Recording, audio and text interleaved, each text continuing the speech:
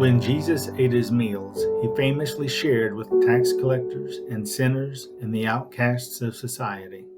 Even in his final meal, he broke bread with the one who would betray him, knowing full well what was about to transpire.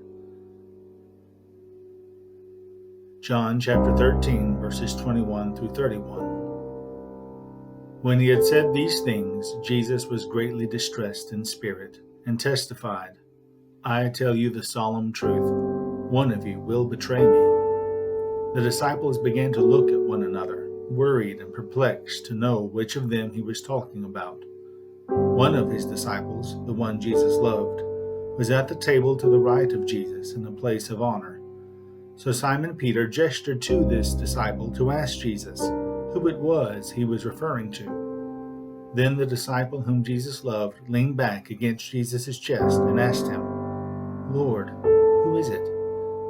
Jesus replied, "It is the one to whom I will give this piece of bread after I have dipped it in the dish."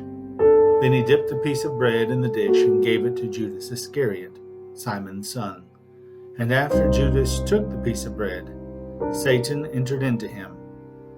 Jesus said to him, "What you are about to do, do quickly."